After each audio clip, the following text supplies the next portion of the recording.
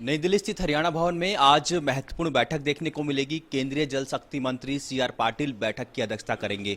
बैठक में कैबिनेट मंत्री रणवीर गंगवा भी मौजूद रहेंगे। सर, ये किस तरीके की बैठक है? क्योंकि समीक्षा बैठकें होती रहती हैं, पर हरियाणा भवन में इस बैठक को बुलाना और सभी सांसदों को इस बैठक में निमंत्रण देना, किस तरीके की सर ये बैठक रहेगी? देखिए, आज हमारी बैठक यहीं हरियाणा भवन दिल्ली के अंदर हमारे केंद्रीय जल शक्ति मंत्री की अध्यक्षता के अंदर बैठक हो रही है। जो जल जीवन मिशन 2 हमारा जो शुरू हुआ है 25 से 28, उसको लेकर के ये मीटिंग है।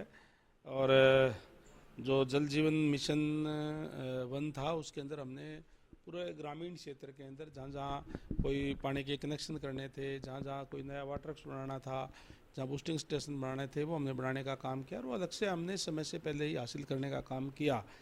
अब क्योंकि उसके बाद अभी जल जीवन मिशन 2 शुरू हुआ है और अब जो उसका विस्तारीकरण के लिए हम केंद्र से मांग करेंगे कि हरियाणा के अंदर बहुत सी ढाणियाँ बनी हुई है, जो 10-10 घरों तक की ढाणियाँ है, उस तक भी पानी पहुंचाने के लिए। और उसके अलावा जो हमारी बीपीएल बस्ती है, जो कई जगह पे वहाँ कनेक्शन नहीं कर पाए थे क्योंकि वहाँ आबादी तब तक नहीं थी, अब वो आबादी धीरे धीरे वहाँ जा रही है।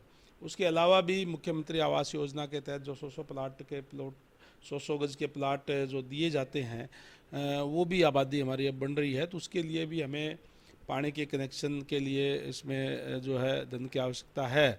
और उसके अलावा भी एक चुनौती हमारे सामने है, क्योंकि खासकर जो दादरी, भिवानी, हिसार, फतेहाबाद, ये ऐसे ज़िले हैं जिसके अंदर वाटर लेवल बहुत ऊपर आ गया, जिससे हमारे जो वाटर टैंक है वो नीचे से टूट गए हैं, तो पानी ऊपर नीचे का मिक्स हो गया है।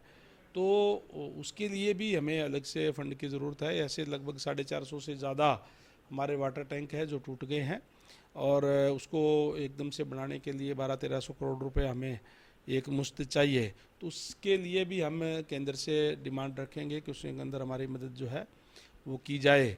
तो इस तरीके की ये मीटिंग है जिसके अंदर जहाँ केंद्रीय जल शक्ति मंत्री जी आ रहे हैं, उनकी अध्यक्षता के अंदर मीटिंग है। वहीं हमारे जो सभी लोकसभा के और राज्यसभा के एमपी साहिबान भी बुलाए गए हैं, जिसमें हमारे पूर्व मुख्यमंत्री और वर्तमान में केंद्रीय मंत्री माननीय मनोहर लाल जी भी इस मीटिंग के अंदर आएंगे।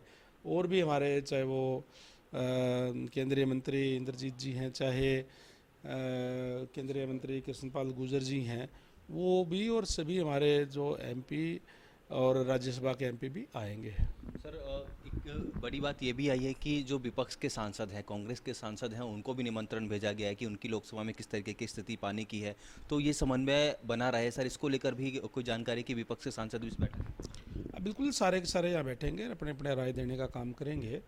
और प्रजातंत्र है, प्रजातंत्र के अंदर पक्ष और विपक्ष दोनों ही महत्वपूर्ण होते हैं, सारे मिल करके ही हम स्टेट के हित के अंदर, देश के हित के अंदर कार्य करते हैं। सर, कैबिनेट मंत्री हैं और एक बड़ी जिम्मेदारी आपके ऊपर है, पीडब्ल्यू मिनिस्टर।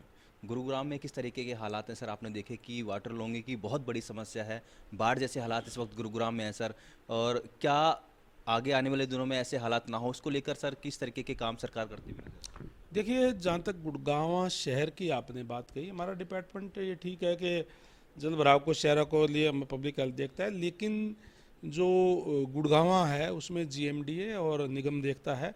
इसी तरीके से जो फरीदाबाद है उसमें एफएमडीए और निगम देखने का काम करता है। सोनीपत और पानीपत के अंदर भी पीएमडीए और एसएमडीए देखने का काम करता है। बाकी शहरों को जो है हमारा डिपार्टमेंट देखने का काम करता है।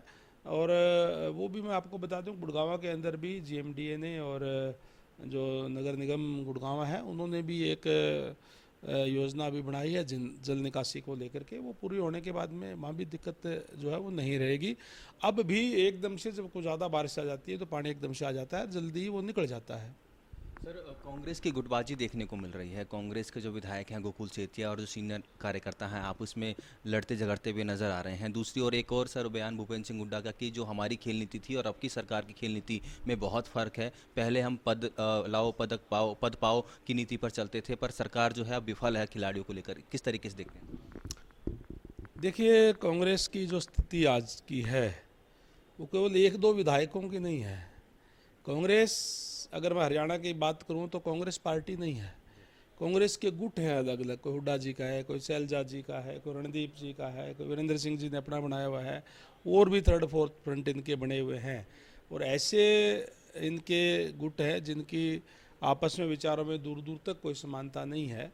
और गुटों में बटी हुई कांग्रेस इसलिए निरंतर उनका जनाधार नीचे गिरता जा रहा है, आने वाले दिनों के अंदर और भी नीचा जाएगा। जहाँ तक खेल नीति की बात है, आदरणीय मनोहर लाल जी के समय के से लेकर के अब आदरणीय नायब सैनी जी के नेतृत्व के अंदर हमारी सबसे अच्छी खेल नीति हरियाणा की है।